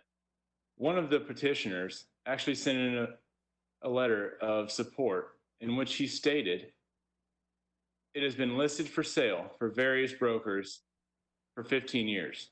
Brokers and developers have told us that it is a great commercial site because it is one of the few undeveloped interstate interchanges. He did go on to say there's not enough rooftops to begin that development. I disagree. I think we've seen a tremendous growth in residential development in Franklin Township in the last 10 years alone. And I think we have more than enough reason to believe that a commercial facility and a commercial site would do very well on this property. And there is no reason to believe when we look just south to our neighbors in Johnson County that are doing apparently a lot better on that corridor. As you can see, they have a 5-lane road. They are doing much better, and they have seen tremendous growth in that area through commercial and industrial development. We want to preserve this land for commercial development to ensure that our tax base is not solely dependent upon property tax. Creating one more place for an apartment complex to go only furthers the notion that we are willing to, give up more and more and more to be residential. And I think Ms. Burton hit the nail on the head saying that we're not against the apartments as much as we are against giving up our prime commercial land. And that we don't want to see this create a precedence in our county, in our township, saying that we are welcoming any kind of development that they want to bring. We want to make sure that these developments are placed properly and that they are worked together with the community, the council, and the city as a whole. I would ask the support of my fellow councilors to please vote against this proposal because, as you can see, we've had numerous emails, signatures, calls, letters against this proposal. Not necessarily against just this proposal, but against these apartments because we are for the commercial development. And we've seen, I believe, anyone correct me if I'm wrong, but I think there has been 4 letters of support for this proposal. I think that's telling in and of itself when you give the only support is from the people that own the land. I'm all for capitalism. I commend them for doing what they're doing. But at some point, the community has to have a say in what goes on. And I hope that my fellow councilors can side with not only me, but my district and my community in saying that this is not the right place for this development. And please hear the voices of Franklin Township in District 25. Thank you.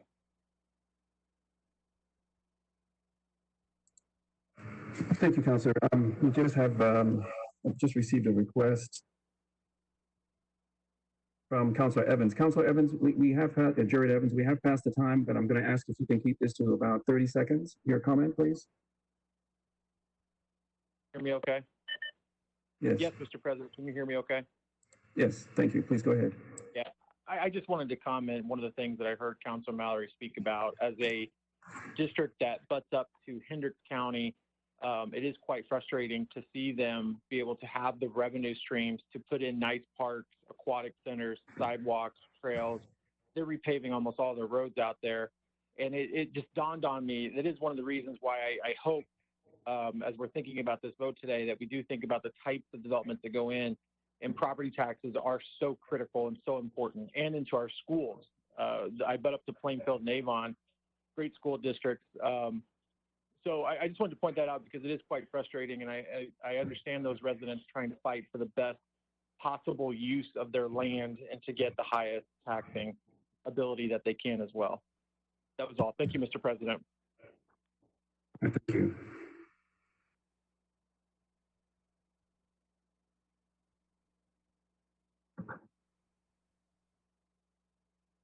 Councilor Mowry, I do believe you have a motion to make. Did I miss that? My apologies. I do have a motion to make, don't I?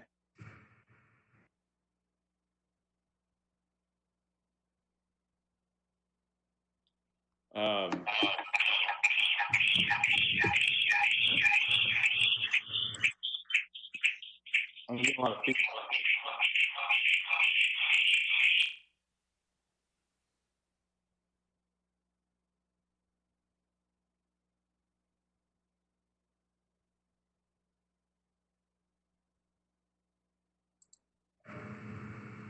Council Murray, are you prepared? I believe you're on mute.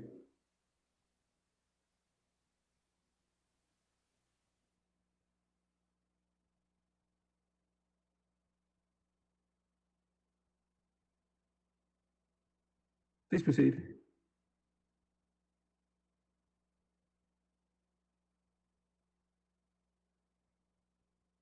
Can you hear me? Yes. Okay, thank you. Sorry, I couldn't get my computer to cooperate here. Mr. President, for the reasons I have already stated, I move that the council overturn the Metropolitan Development Commission's decision regarding proposal number 166, 2020, rezoning case 2019 ZON 069, hereby denying the petition. Second.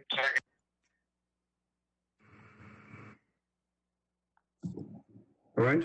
According to state law, a three-fifths majority, which is 15 votes, is required to overturn any zoning decision certified to the council by the Metropolitan Development Commission.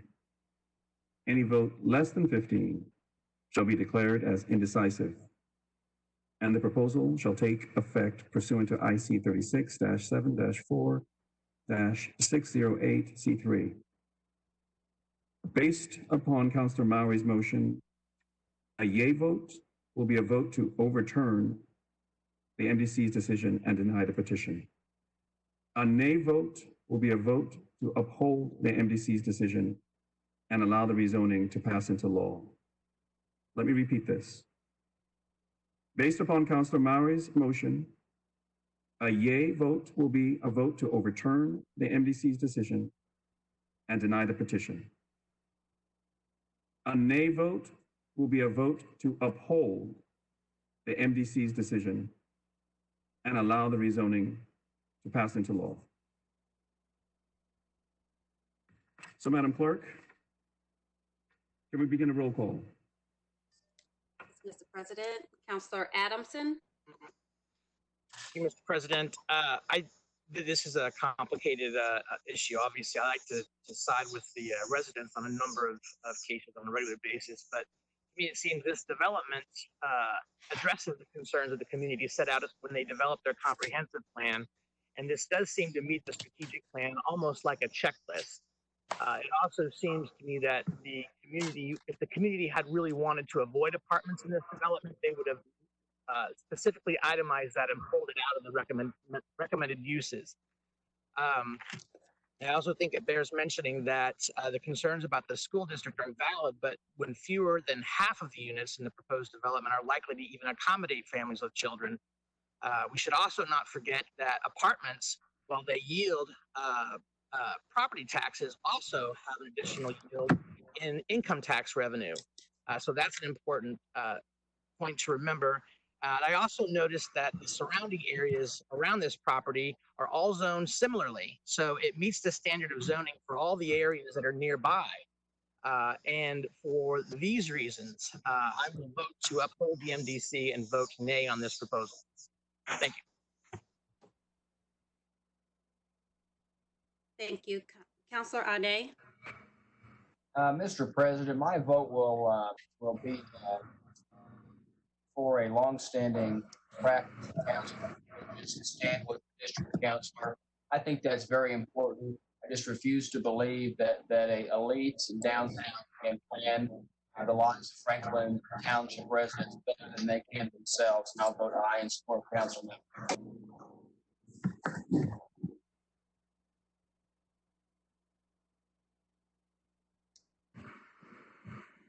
Sorry, Councilor Ane, I missed your vote. Yay or nay? Is that on? Madam Clerk, did you get my vote? No, Councilor Ane, I did not. It was a yay. Thank you. Barth, Barth, nay. Counselor Boots, I too just want to explain a little bit of the backdrop of my concerns here. That is one of the most compelling points to me was that the Franklin Township folks who initially participated in developing this plan, particularly even the county line strategic plan that addresses these exact parcels. And it meets those. The traffic study did not present any problems. The school issue, even though it was initially cited in the demonstrators' papers as an issue, turned out to be a non-factor. So for those reasons, I vote nay.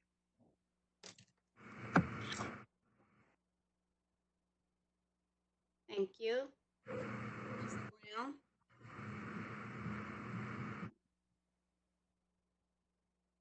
I'm sorry, Sarita, did you call on me? yes, Counselor Brown is a nay. thank you. Counselor Carlino, Thank you, Madam Clerk. Counselor Carlino, not an elite of downtown, but a strong nay. Thank you. thank you. Counselor Dill, Counselor Dilk, yay. Counselor Ethan Evans,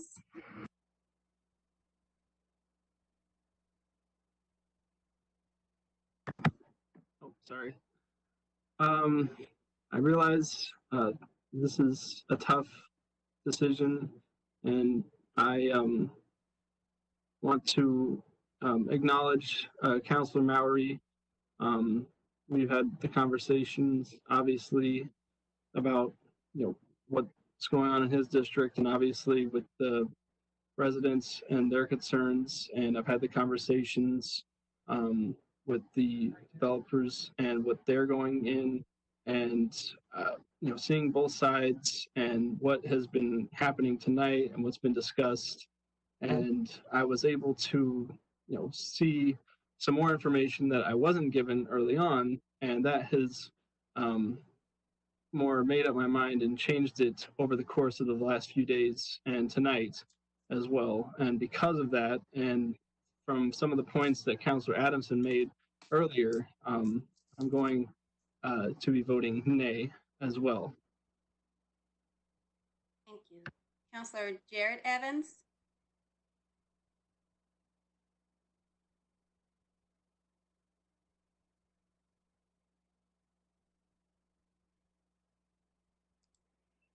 Counselor Jared Evans, Counselor Jared Evans, yes.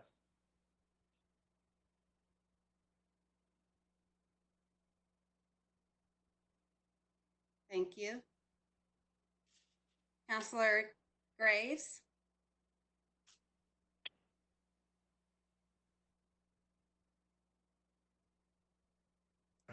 Councilor Grace, you might have been muted. Did you say again? Counselor Graves, nay. thank you. Counselor Gray,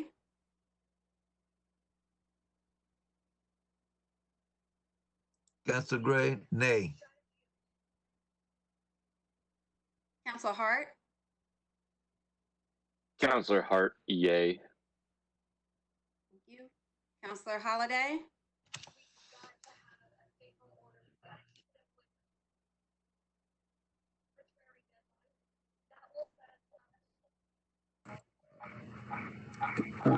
Councilor Holiday, you made the Counselor Holliday,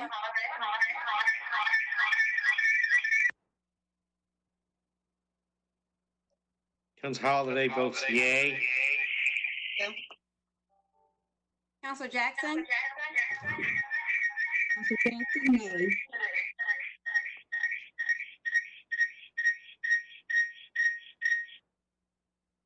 thank you. Counselor Jones, Thank you, Madam Clerk. Counselor Jones, nay. Counselor Larison, Counselor Larison, nay. Counselor Lewis, Counselor Lewis, nay. Counselor Mascari, Councilor Mascari, yay for my neighbor to the east. thank you. Counselor McCormick, Counselor McCormick, nay. thank you. Counselor Mallory, Councilor Mallory, I would like to express my thanks to my fellow councilors here on the south side, and especially the two that reached across the aisle to support a district that's not their own, a district that is home to me. I see now that we have deviated from the past of deferring to a district councilor's opinion. I appreciate everybody's time this evening, and I will absolutely be supporting this and saying yay. And, you know, I see where we're going now. Thank you. thank you. Counselor Oliver, Thank you, Madam Clerk. Thank you very much. Councilor Oliver votes nay. thank you. Counselor Osley, Councillor Osley, unfortunately, nay. you. Counselor Potts, Councilor Potts, nay. thank you. Counselor Ray, Counselor Ray, nay. Counselor Ray, can you repeat? Nay. Thank you. Counselor Robinson, Counselor Robinson, Counselor Robinson, nay. thank you. There are 7 yays, 18 nays. Thank you, Madam Clerk. Any vote less than 15 shall be declared as indecisive, and the proposal shall take effect pursuant to IC 36-7-4-608C3. Thank you, Madam Clerk, and thank you, fellow councilors. The next item on our agenda, there is no business under special orders on unfinished business. So the next item on our agenda is proposal number 163. Refer to Public Works Committee Chairman Adamson.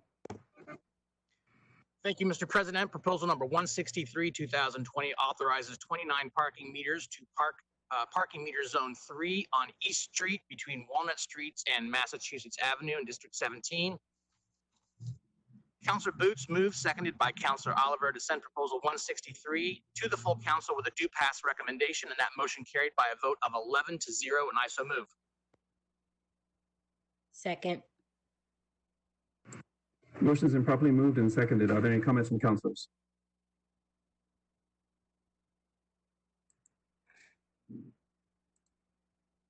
All right, seeing none, we will now proceed to roll call for our vote. Madam Clerk. Mr. President, Counselor Adamson, Councilor Adamson, aye. Counselor Ane,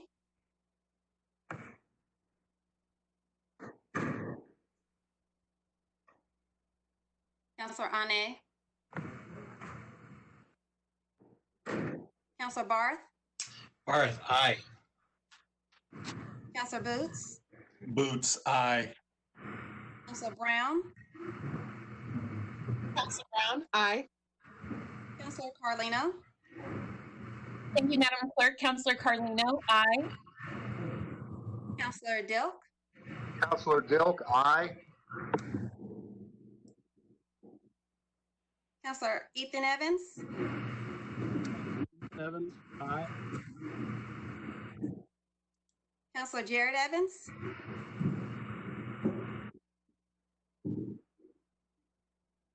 sorry, just a second. Counselor Jared Evans, Counselor Jared Evans, aye. thank you. Counselor Graves, Counselor Graves, aye. thank you. Counselor Gray, Counselor Gray, aye. Counselor Hart, Councilor Hart, aye. Counselor Holiday, Aye. Counselor Jackson, Counselor Jackson, aye. Counselor Jones, Counselor Jones, aye. Counselor Larison, Counselor Larison, aye. Counselor Lewis, Counselor Lewis, aye. Counselor Mascari, Councilor Mascari, aye. Counselor McCormick, McCormick, aye. Counselor Mowry, Counselor Mowry, very happily supporting the district counselor and saying aye. Thank you. Counselor Oliver, Counselor Oliver, aye. Counselor Osley, Counselor Osley, aye. Counselor Potts, Counselor Potts, aye. Counselor Ray, Counselor Ray, aye. Counselor Robinson. Counselor Robinson, aye. Thank you. That is 24-0. Thank you, Madam Clerk. That motion carries. There is no business under special service district councils. There is no business under new business. And so the next item on our agenda is announcements and adjournment. The docketed agenda for this meeting of council having been completed, the chair will now entertain motions for adjournment. Mr. President, The chair recognizes Councilor Mowry. Mr. President, I have been asked to offer the following motion for adjournment by Counselor Mowry in memory of Gary Hill and Ella Major, by Counselor Osley in memory of Maddie Wyatt, Ken Kern, Julia McAlpine, Chris Mooney, and Michael O'Brien, by Counselor A. Bill Hart, Holiday, and Mowry in memory of Jerry Ray Speedy, by Counselor Lewis in memory of Cedric Lee Thomas, by Counselor Ethan Evans in memory of Ed Fillenworth, by Counselor Jared Evans in memory of Harvey Craig. Mr. President, I would like to move the adjournment of this meeting of the Indianapolis City County Council in recognition of and respect for the life and contributions of those persons I have specifically named. I respectfully ask the support of fellow councilors. I further request that the motion be made part of the permanent records of the body and that a letter bearing the council seal and the signature of the president be sent to the family of each person advising of this action. Thank you, Councilor Mowry. Hearing no objections, received, and the request is so ordered. Hearing no further motions, we're adjourned.